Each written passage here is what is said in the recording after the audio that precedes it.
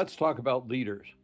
During World War II, Franklin Roosevelt visited people. He was seen in public. He talked to the American people.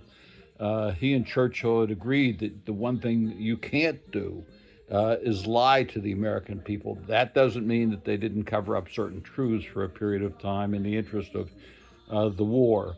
But they didn't hide what was going on the grand scale and the difficulties that were going to be faced.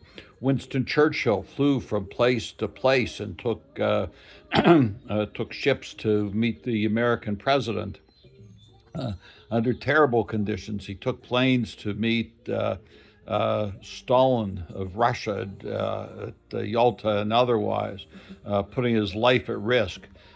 He went out and greeted the people when the East End of London was being bombed constantly by the Germans. Churchill went out to see his people, to talk to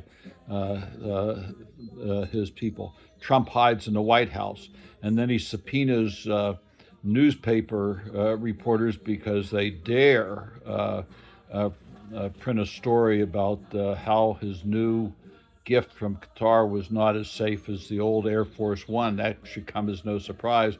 We've wasted hundreds of millions or $1 billion on the Qatari plane that he won't fly on because he's scared. Vladimir Zelensky goes from place to place, meets with NATO, goes out and sees his people. He visits the troops.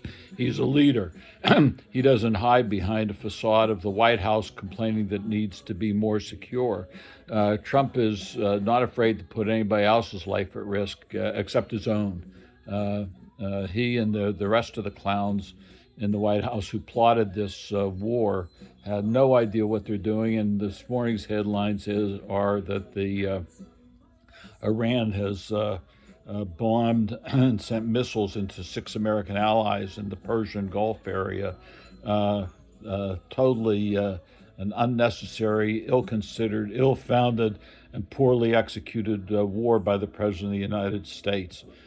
He should not have these powers, and he's clearly way outside of his league. Even Fox News, if you can imagine, said that the Steve Witkoff and Jared the crook Kushner, and I say crook because they've been taking money from Middle East while allegedly representing the U.S. interests elsewhere, have no business trying to negotiate anything with Iran, Russia, or any place else.